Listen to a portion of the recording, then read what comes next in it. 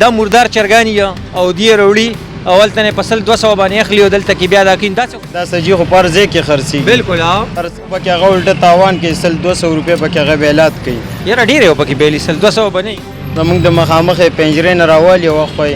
ډرم ته ورول موږ ظالم مزدور کار یو 1100 روپے دیړی راکې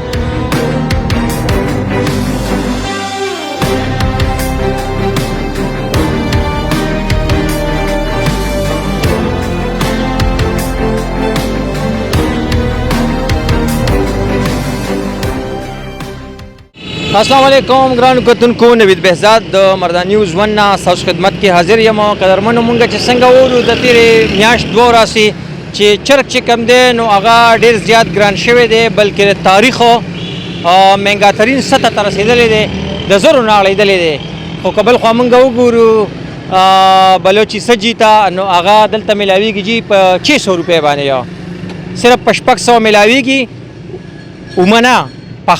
پخا یعنی بلوچي سجي چې کومه ده پخا نو حیران پدې یم چې چرګ د زرو نه بره دی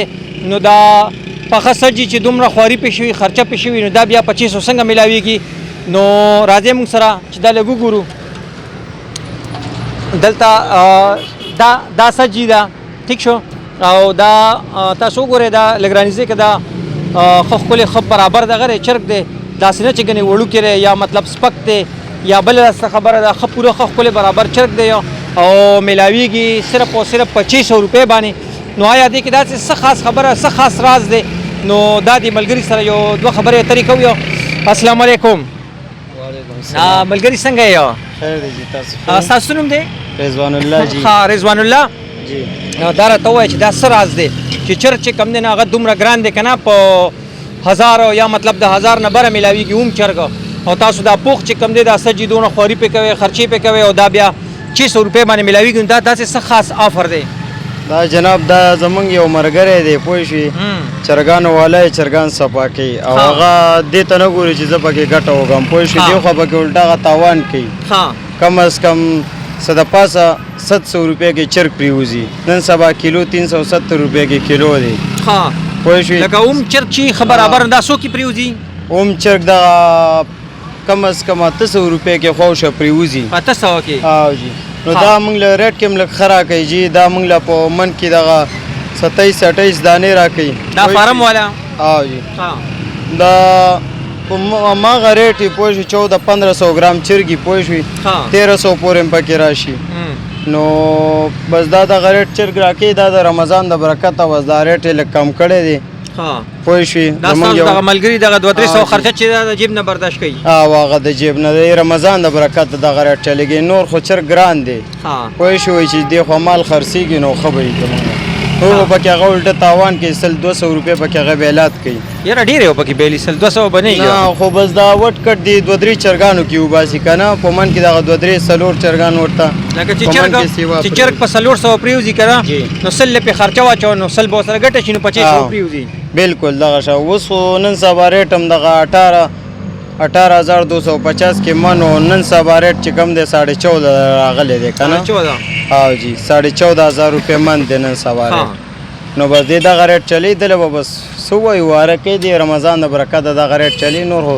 موږ ظالم مزدور کار یو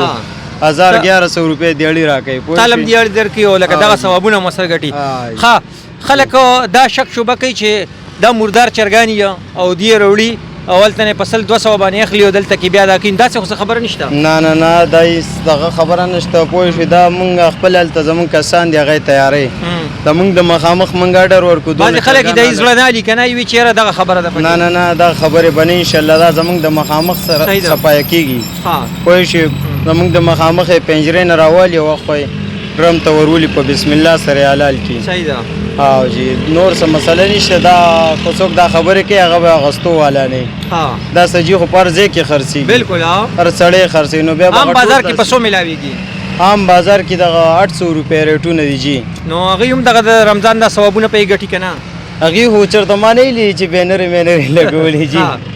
خو بس دې خو دا پکې الټه بیلات کوي که نه جي خو دلې وټ کټ به دې دا 2-3 چرګانو کې وباسي دونه ده چې د مزدور خرچه وباسي نور به کې څه نشته جي جي زه صحیح شو یاره ډېره مهرباني مننه چې ټایم مو راکړو ګرانو کتونکو دا و رضوان کوم چې تاسو وکتل باقاعده مونږ ترې تپوس هم وکړو چې یاره داسې څه خبره خو نشته چې ګنې دا یاره مردان چرګان یو بیا تاسو ته وایي چې نه دا مطلب لکه یو سپیشل آفر مونږ ایښی دی زموږ یو ملګری دی او هغه چې کوم دی د رمضان دپاره دا آفر ایښی دی هغه د جیب نه په دې کې پیسې ږدي صرف په دې خاطر باندې چې لکه د هغه ثواب وشي یعنې د ثواب په نیت باندې نو داسې خبره نه وه بس همدې سره خپله خپرونه سرته رسومه زه نوید بهزاد تاسو اجازت غواړم د لوی الله په امان